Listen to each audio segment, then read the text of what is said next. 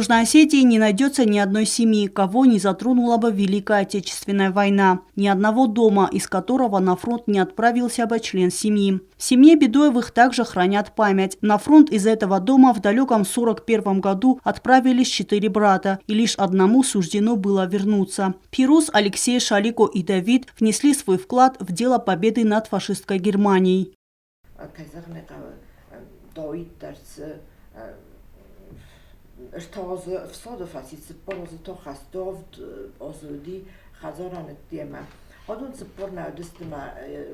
Iuan zia bunu disama moc do it hastma fala satsborda osudste borgia ofta Alexian zagade wardwi usardora kusto amma zargamo fala. Все братья один за другим ушли на фронт. Отец Ванды Бедоевой, Давид, служил в рядах советской армии, в разведывательном отделе десантного батальона, когда началась Великая Отечественная война. За все время службы на его счету было более 1000 прыжков с парашютом. Давид получил ранение, был инвалидом первой степени. Именно ему удалось выжить и вернуться на родину. Архивным документом установлено, что Давид Иосифович 1922 года рождения проходил службу в отдельном парашютном батальоне разведотдела Закавказского фронта с 24 марта 1943 года. И потом, значит, он был в звании рядовой. Молодой отдельный парашютный разведывательный отдел Закавказского фронта и входил в состав действующей армии. Меня никто скажет, умазахна даю камитта випат мене медальта и такой хоста урдинта.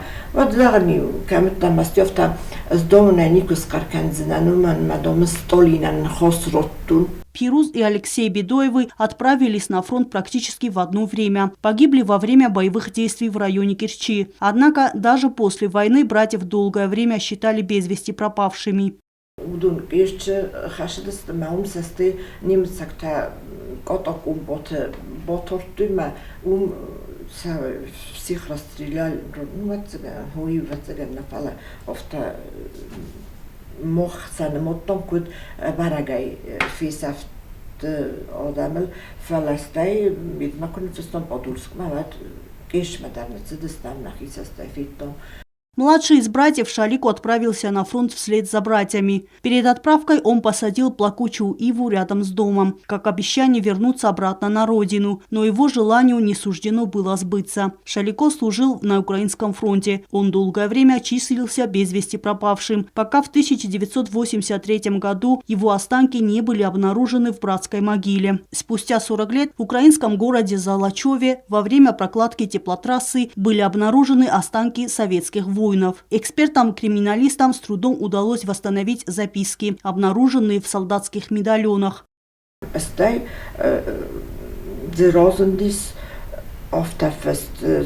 Бедус Шалико Иосифович, село Мальки, Лениногорского района, уже останется забахтар нозенди фестфалая, мох казарнекава.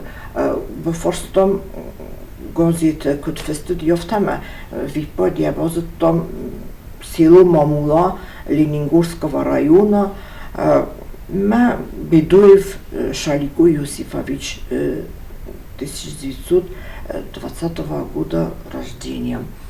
Ама випадя тельницов том уцегурат Золочевма зага мохостам я На перезахоронение останков дяди из Хинвала выехала племянница Шалико Ванда Бедоева. Тогда она повезла с собой горсть родной земли и попросила, чтобы возле обелиска посадили плакучую иву. Ванда Бедоева не может сдержать слезы, вспоминая родных, отца, его братьев и бабушку, которая потеряла 3 сыновей. В памяти тех событий сестра Ванды Рима Бедоева написала рассказ «Плакучая ивушка». Ее работа была удостоена литературной премии. В этом году, отмечая 80-летие Победы, мы обязаны вспоминать подвиг каждого, кто отдал жизнь за светлое будущее. Эльвира Тибилова, Александр Кокоев, Зарина Таттаева. Информационный выпуск сегодня.